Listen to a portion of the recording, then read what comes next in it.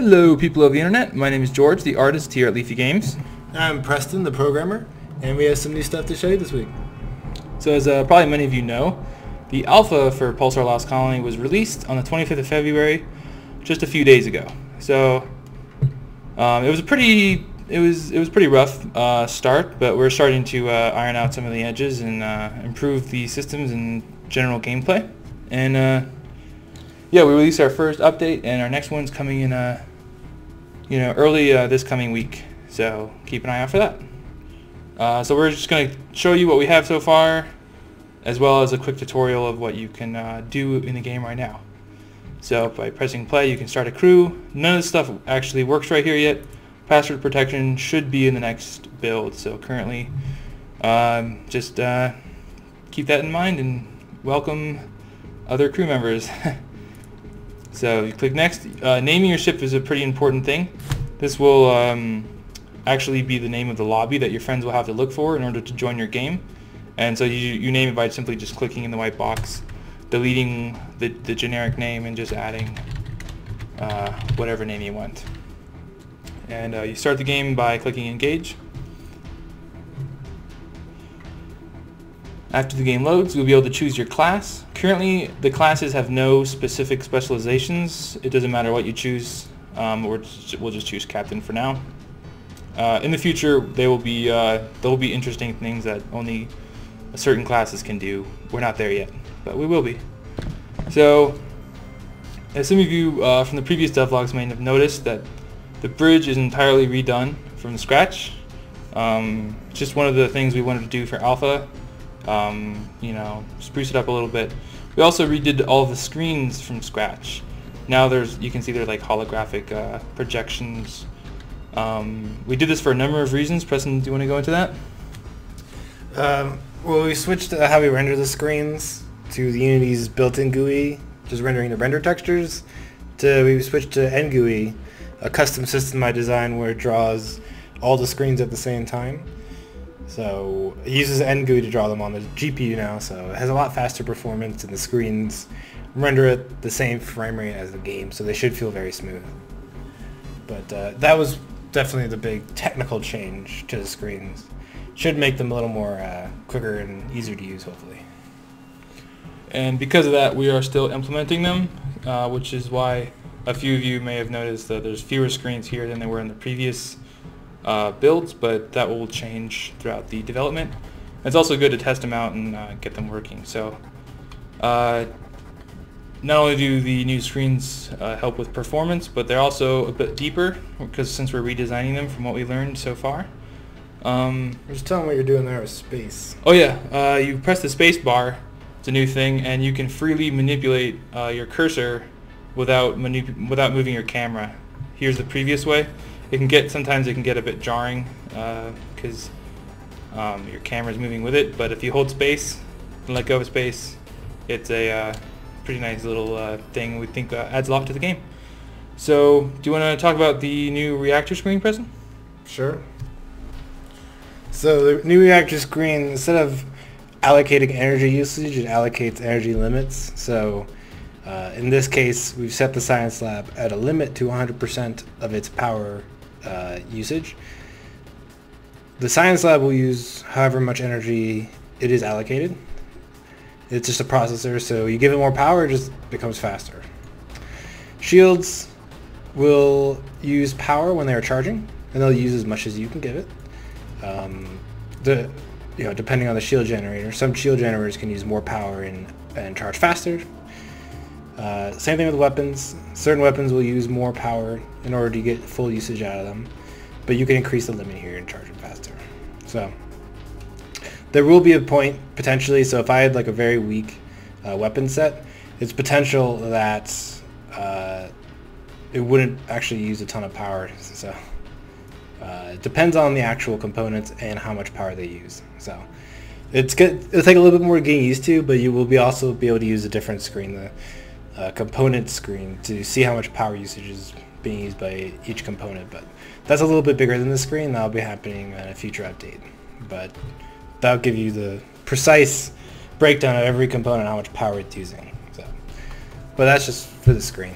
So we also have the jump computer, but I'm not sure if we want to show that right now, or if we want to do something else first. But what do you want to do, George? Oh yeah, I'll just show them a few other things first before we make our jump.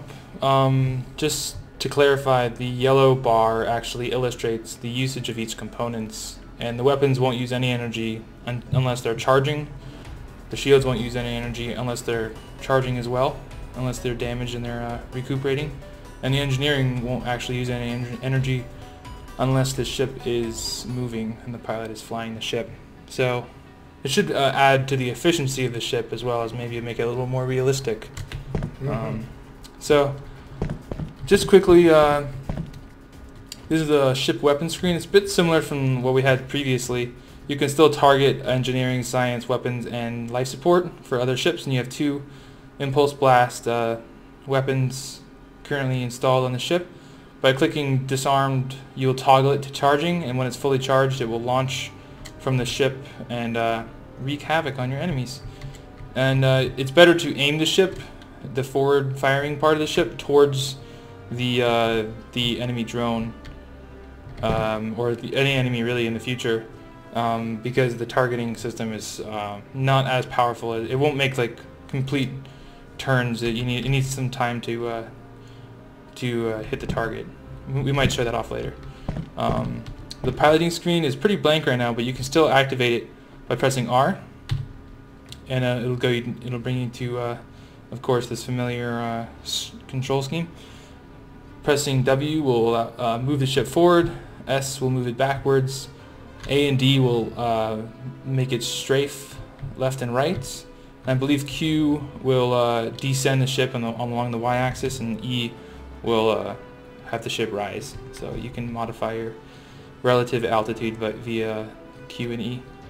Also, in order to illuminate jump points, they're currently hidden because there's actually an enemy somewhere. There he is. They're currently hidden when there's an enemy around. But all you have to do is press space and they'll show up. You line your ship up to your selected jump point. Eventually it will illuminate like this. And you leave the ship and we can start the jump process. So you can start the jump process without a target. So. You're right, yeah. So you can initiate the jump prep, and when it's fully loaded, it will ask you for a target unless you already have one lined up. If you've been asking about the warp drive ratio, this is currently not actually functional, but in the future, it will allow you to allocate power to the ship thrusters versus charging the warp drive. So if you want to charge it really quickly, your ship will sort of be kind of like a sitting duck. Or if you want to, if you're like in the middle of a battle and you need to maneuver the ship around, the warp drives will charge slowly, but you'll be able to potentially dodge incoming attacks. So now that we're lined up with the ship, if we were not lined up, it would say something along the lines of like need target. Then you would go to the pilot screen, line it up, and when it hits blue, you're ready for the jump. So all you have to do is click that button, and we jump. In the future, we'll be adding the cool warping effect after loading screen, because I think everyone was pretty much a fan of that. Yeah, ideally we'd like to get rid of the loading screen, but for the jumps, then it just loads it during the jump. We'll see what happens with that as we go forward. So this is the weapons room. Not much has changed except these new control stations.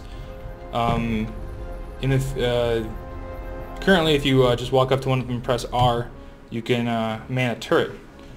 And we did some new updates to the turret since the last patch, so they should fire a lot better and do some more damage to the enemy drones.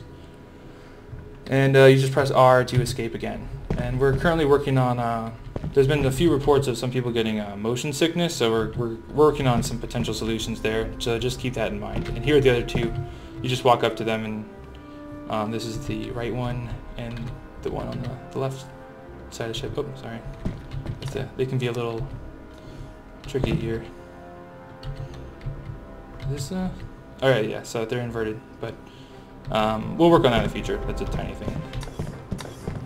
So Just a quick note. If you do happen to have fires on your ship, you would just have to press Y near the fire, and it will start to... hold the Y key down, and it should put out the fires, yeah. And if you want to heal a system, it's kind of odd right now. We'll be fixing it in the future, but if you press Q and right-click, it should heal the system. Click. Oh, left-click, sorry. Q, left-click should heal a system, and if it's not healing, just press Q, left-click again, and it should start. Q is like a toggle, so that will be fixed probably in the next patch. So just we'll figure out an easier keybind than that. It's a little odd. So. And just a quick ship status. We've gone over this before, but if these reach 0, the system is completely offline. It won't perform at all. Disabled, yeah. So if your weapon system is damaged all the way to 0, it'll be inoperative. You won't be able to fire. They won't be able to charge your weapons at all. And if the engineering system is 0, then the ship will not be able to move. So just keep that in mind, that if you're wondering if the game is broken because the ship isn't moving, it may be because your engineering system is broken. And of course, science screens have yet to be implemented in this version of the build. We're still figuring out, we've done so many different iterations of the scientist screen, it's crazy. But they will be implemented in the future. We'll probably do a number of tests and figure out how to do it best. So we did add something else too. Let me see if we can warp, and if we get lucky here. Some of the sectors have them, some don't. Basically, might need to realign that ship, but we can start the prep. Basically, we now took our first step into the procedural realm. As the artist, I've been sort of assembling these assets, and in a special way, my awesome brother made a really cool script that can randomize a bunch of different things, and it should be a pretty interesting thing to explore. They're actually remnants from the old wars. We should get that.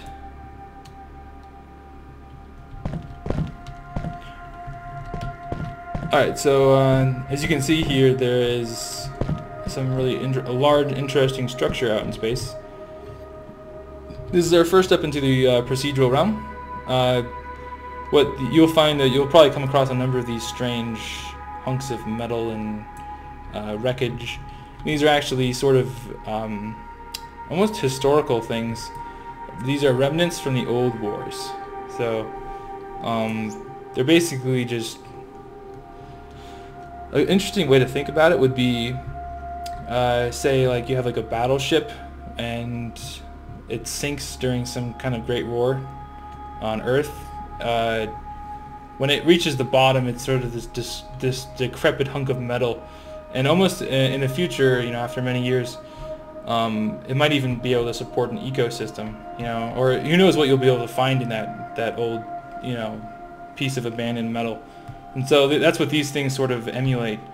So this could have been like some kind of fuselage, or who knows. A lot has been lost since the old wars, but we thought it'd be fun to sort of have the players explore. In the future, we'll be adding some interesting things to find in here. Currently, they pose really no threat or reward, but in the future they will. And we're pretty excited to get there. We're so excited to do so many things. Wish we had more time. Wish we could just stop time for a while and just work. But everything will be implemented all in due time. So I think that's pretty much it for this episode, this devlog. What do you think, Preston? Do you want to add anything? I think that's it for me. So yeah, enjoy the alpha, guys, and we're gonna be showing. We're going to be throwing out a new patch for the next week, and we can't wait to improve it and get rid of all those bugs and add a ton of more features and play some PULSAR with you guys. So yeah, totally. Thanks for watching. Hope you enjoyed it. Let us know what you think, and yeah, have a great day, guys.